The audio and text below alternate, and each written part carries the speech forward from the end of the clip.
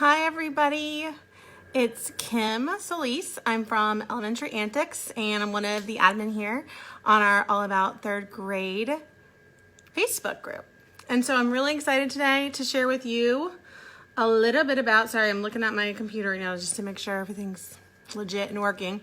I'm excited to share with you guys a little bit about one strategy I like to use in my read alouds, which is using one-sentence summary frames while I am doing my chapter book read alouds in class. So I always do a couple chapter book read alouds per year. You can probably find tons of ideas for different chapter book read alouds. In the past I've used Charlotte's Web, the BFG is one of my favorites, the Miraculous Journey of Edward Tulane because of Winn-Dixie, like classic stories I think that everyone has heard of before, and I'm sure you can find some great lists out there of different read alouds. That would be great for third grade, but I just wanted to share with you one of the things I like to do when I'm doing these read alouds with my class. Now, I really like to do read alouds as like a fun way to encourage kids to love reading. So I don't do a lot of like work with my read alouds, but there is something that I think is quick and easy, and I can do that every time I do my read aloud, and it's going to encourage better reading throughout the rest of the year and get them ready for a lot of different things. So I like to use these one-sentence summary frames, and this is something I learned a long time ago as a CRISS strategy, CRISS. That was a professional development I did a long time ago, and it's just like 5 basic one-sentence summaries. And I have it here. It's kind of hard to see, but these are based on different common text structures. So we have description, compare and contrast, sequencing, problem solution, and cause and effect. So those are the 5 basic one-sentence summary frames I would use, and it gives the kids a frame. So just basically a total framework so that they can just fill it in. So we would read a chapter of our read aloud book, whatever it was, and I would start by saying, okay, hey, let's look at my one-sentence summary frames. And I usually had these like all in a big poster on a piece of chart paper, and I just carried over and we would look at it, and I would say, what was this chapter mainly about? So we're just kind of really starting to begin thinking about summarizing, because summarizing is so hard. I don't know why, but it's so hard for a lot of kids. So this is a good way to kind of just start doing this in a fun way.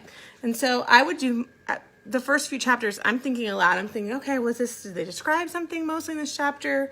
Were they comparing and contrasting? Was it just sequencing? Was it telling me what's going on? Was there a problem and solution, or cause and effect? And so I would pick that out.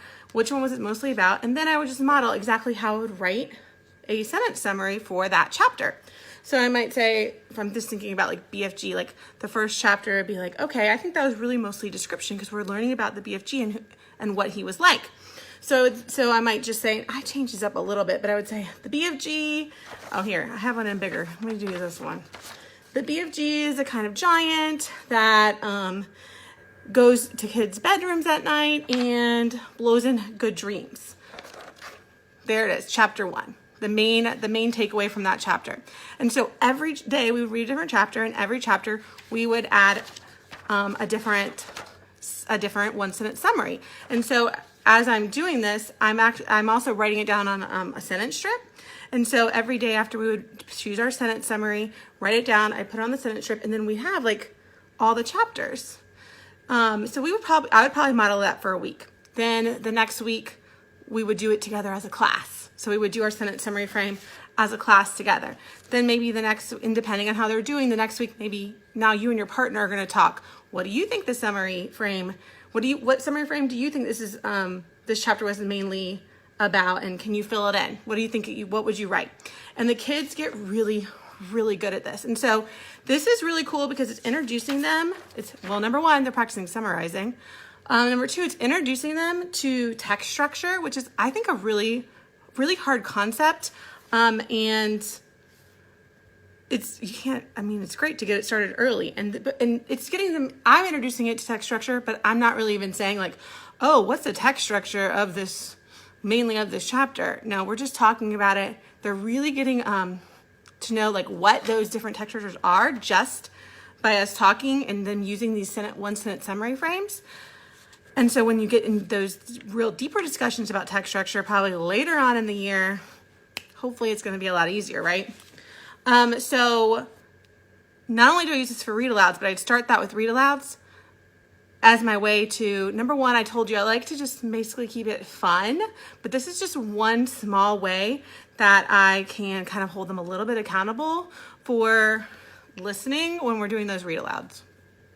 And number two, now that they've been introduced to this from the beginning of the year, and we've been practicing it and practicing it and practicing it every day, whether they realize they're practicing it or not, they are.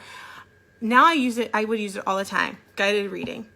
You know, I pull in we read a book. After a page or two, I might say, okay, I want you to write a sentence, pick a sentence summary frame, write down what the last couple of paragraphs were, how would you summarize that? And pick a sentence summary frame. And so it helps those kids that need that scaffolding with the sentence frame.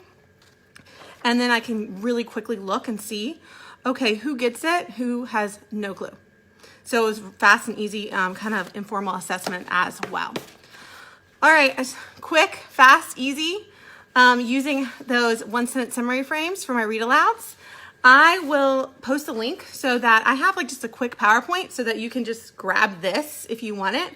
And then it also has each one of the sentence summary frames on a separate slide so that you can print them off, you can edit it, whatever you want to do.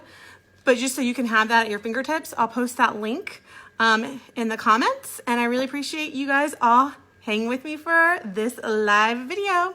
I hope you found it useful. Bye.